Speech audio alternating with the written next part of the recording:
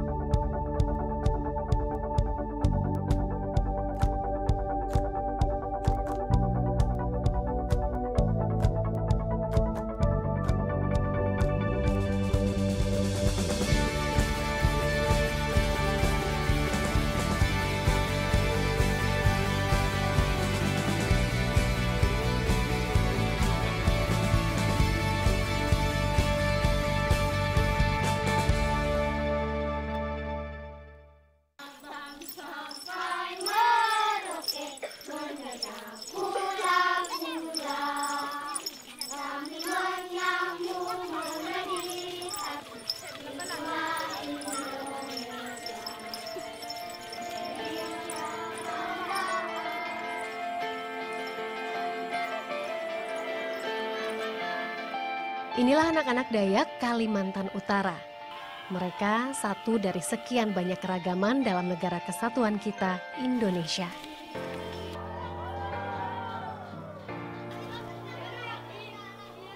Sebagian anak didikku pakai pakaian adat, karena sekolahku sedang adakan peringatan Hari Kartini. Kembali ke tempat. Siap kembali ke tempat. Namaku Martensis Siregar, pengajar muda dari Gerakan Indonesia Mengajar yang ditempatkan di Desa Tanjung Matol, Nunukan, Kalimantan Utara. Sebelum bergabung dengan Indonesia Mengajar, aku sempat menjadi relawan di Gerakan Peduli HIV/AIDS di Jayapura, Papua.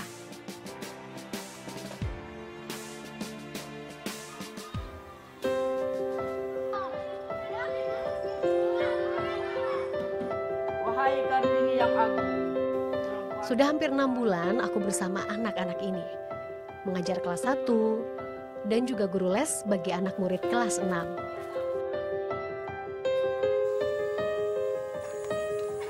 Aku belum pernah tinggal di pelosok seperti Tanjung Matol ini. Tak heran jika mama dan bapak masih selalu cemas. Mama, jangan khawatir.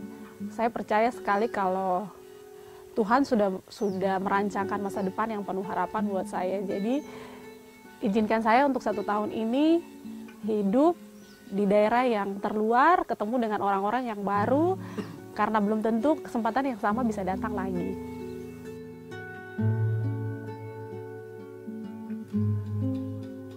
Tanjung Matol ini berada di Kecamatan Sembakung, Nunukan. Waktu tempuhnya saja bisa sampai 7 jam perjalanan dari kota kabupaten. Desa penempatanku dapat dijangkau dari Nunukan lewat laut dan sungai, berhenti di dermaga pembeliangan, lanjut jalan darat. Surya bersinar, udara segar, terima kasih. Anak-anak Tanjung Matol ini masih sedikit yang minat lanjutkan pendidikan setelah tamat SD. Orang tua di sini masih kurang sadar pentingnya pendidikan. Anak perempuan di desa penempatanku malah banyak yang menikah di usia dini. Sekitar umur 12 tahun atau lulus SD sudah ada yang melamar. Saya ketemu dengan satu anak perempuan yang sudah mau dilamar, sudah dilamar dan mau dibawa menikah sama orang yang usianya jauh lebih dewasa, dan itu bikin hati, aduh, masih kayak gini ya di sini. Kapan perempuan ini akan maju kalau di kampung ini saja budaya seperti ini masih terus ada. Hingga bulan ke-6 di sini, aku pribadi masih takut mencampuri urusan tradisi dan kebiasaan warga. Tak hanya soal pernikahan dini anak perempuan, kurangnya perhatian orang tua pada pendidikan anak jadi persoalan. Terkadang aku dapati kelas yang hanya terisi oleh segelintir anak. Ada lagi pekerjaan rumah yang harus aku selesaikan. Ya, membuat para orang tua atau wali muridku sadar pentingnya pendidikan.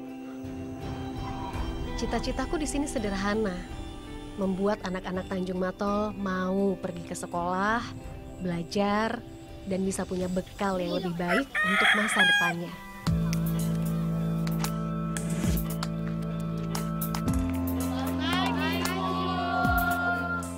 Aku mengajar di SDN 11 Sembakung sejak akhir Desember 2016 lalu.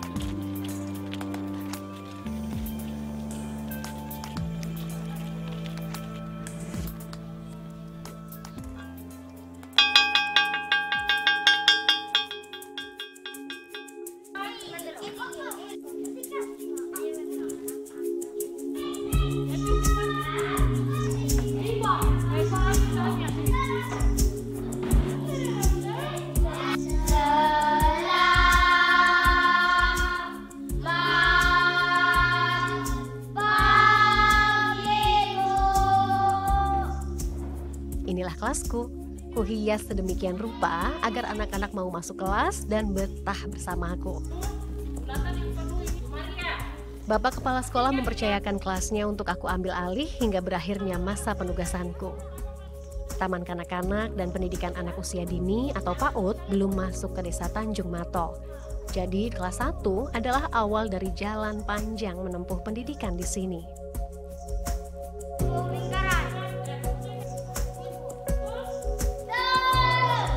Mana mengelola kelas itu biar mereka bisa mengikuti pelajaran dengan baik. Terus karena mereka juga kelas rendah, jadi perlu metode-metode yang lebih kreatif supaya mereka tertarik. Jadi jangan heran dengan bentuk kelasku seperti kelas TK ya.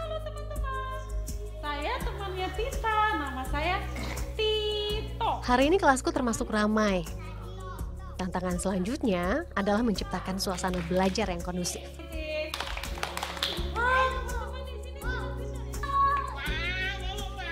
Tidak jarang aku harus memutar otak untuk hal ini. Anak-anak di sini mudah bosan. Alhasil, terpaksalah aku ajak mereka keluar kelas sambil mencari udara segar.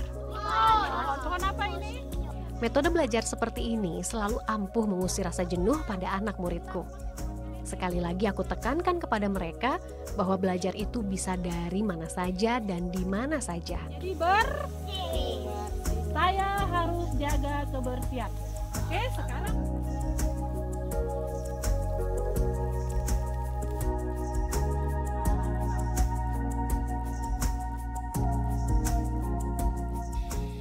perbedaan memang di sini untuk bertahan hidup memang cukup sulit. Jadi apapun itu, sekecil apapun yang kita dapat hari ini tuh benar-benar disyukuri.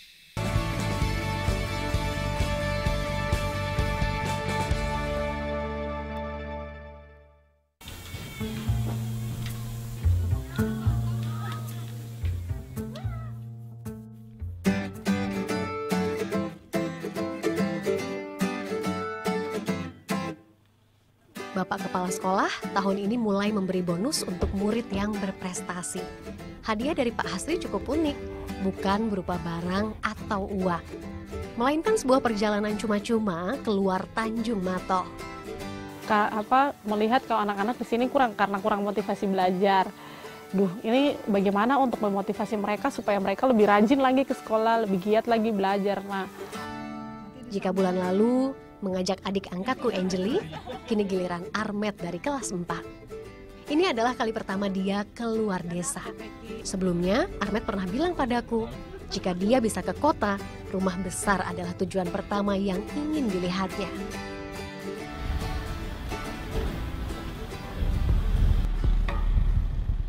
Kabupaten Malinau ini lokasinya lebih dekat dibandingkan harus ke Nunukan, kabupaten kami.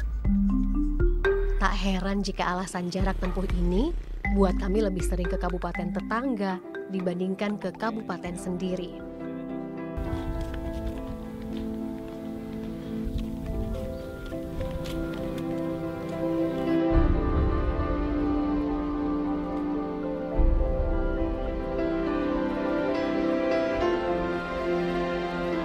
Pak Hasri dan aku sepakat beri hadiah seperti ini untuk membuka wawasan baru bagi anak-anak Matol, terutama soal cerita dunia luar.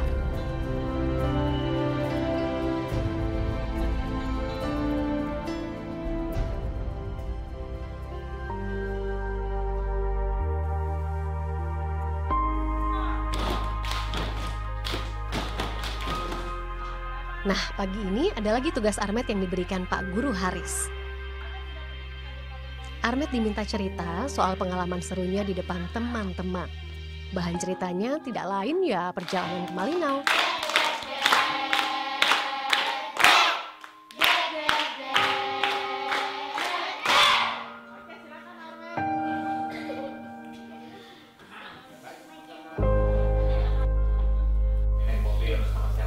Foto di kantor bupati.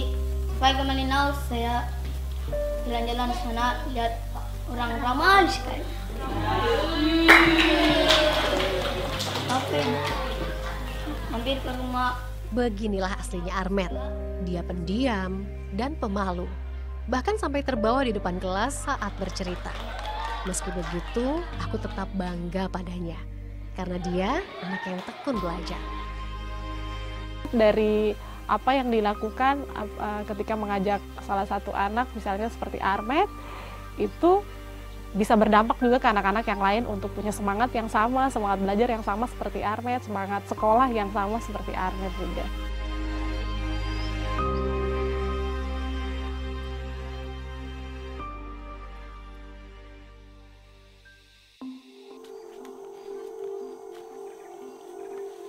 Wilayah penempatanku ini berbeda jauh dibandingkan dengan Jayapura, kampung halamanku.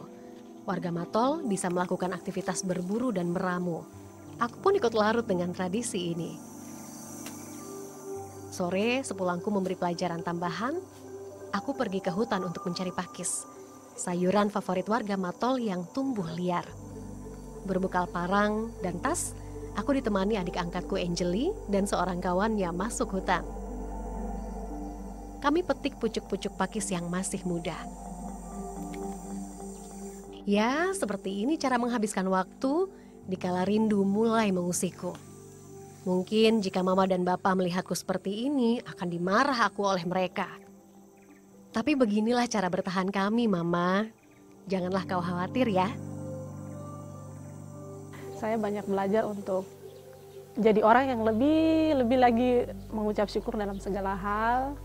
Jadi orang yang lebih rendah hati lagi. Selama saya di sini, saya belajar bagaimana keberagaman itu. 6 bulan lebih aku tinggal di sini, semua masih sesuai dengan harapanku. Bahkan Tuhan telah memberiku pengalaman baru yang amat berharga.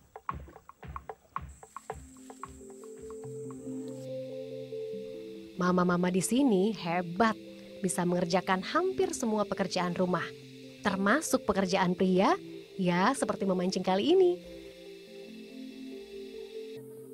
Ini adalah kali pertamaku diajak mama memancing.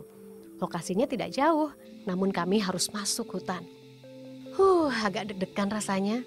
Namun jika ku tolak ajakan mama, bisa-bisa aku tak dapat jatah makan malam hari ini. Perbedaan memang di sini untuk bertahan hidup memang cukup sulit.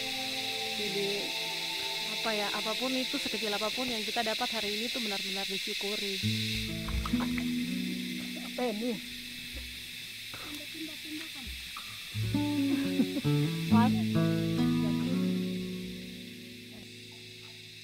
Kesimpulanku untuk para mama di sini, mereka sungguh luar biasa.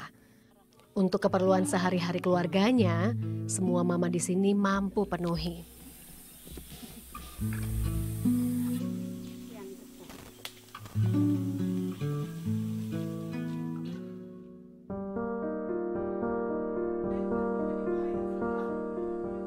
Dan inilah keluarga huluku sudah lengkap kumpul. Ada mama, papa, Angelin, dan adiknya. Di tangan mama angkatku, pakis ini jadi makanan yang menggugah selera. Biasanya sayur pakis ini dicampur ikan dan lengkap disantap dengan ilui atau makanan khas Dayak.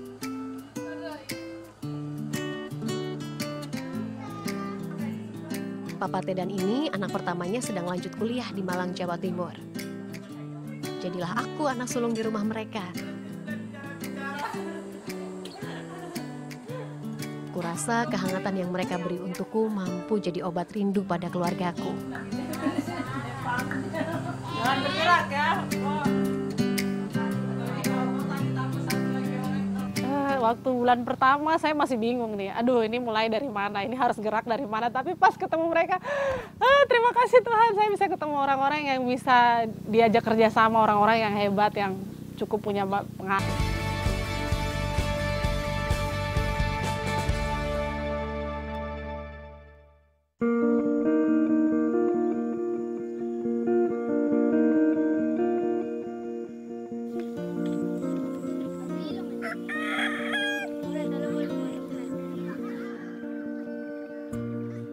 Keluarga yang hangat dan warga yang menyambut keberadaanku jadi energi positif selama sebulan pertama.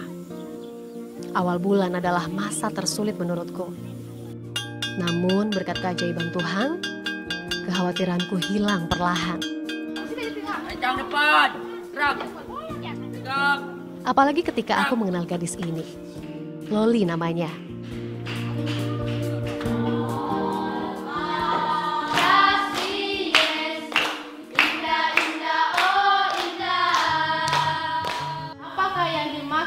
Sakramen inisiasi. Aktif sebagai pemudi gereja di Tanjung Matol membuat gadis 18 tahun ini dekat dengan anak-anak. Dari banyak pemudi di sini, dialah yang kurasa punya misi sama denganku. Meski hanya lulusan sekolah menengah kejuruan atau SMK, namun dia punya ketertarikan besar di bidang pendidikan. Wah ini orang keren ini bisa didekati dan punya pengaruh. Jadi orang-orang pengaruh ini yang didekati, kemudian mereka lah yang memberikan banyak arahan, memberikan banyak masukan juga buat orang-orang tua di sini. Dan mereka orang-orang yang keren.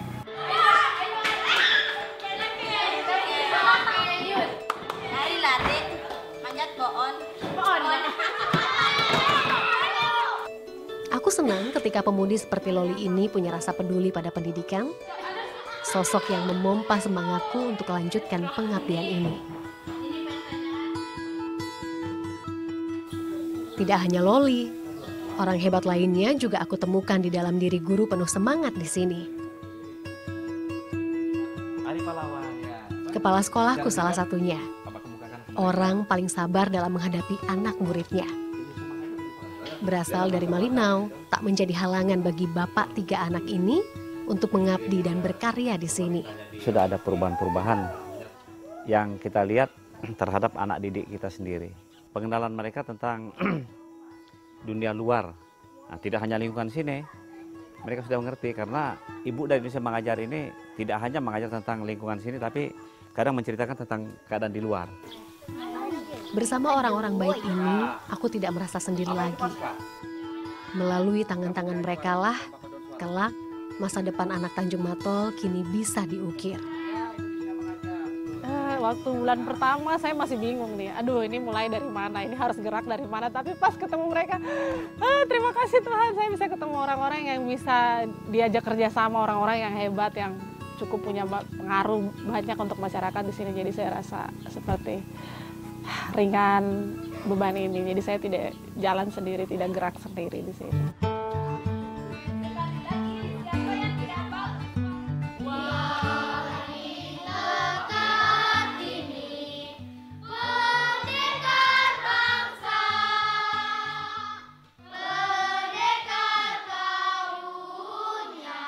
Optimismeku pada mereka ketika kelak aku selesai penugasan dan harus pergi meninggalkan desa Tanjung Matol serta SDN 11 Sembako.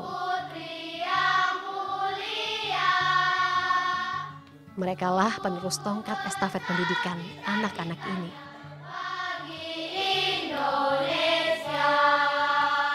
Aku ini menjadi polisi.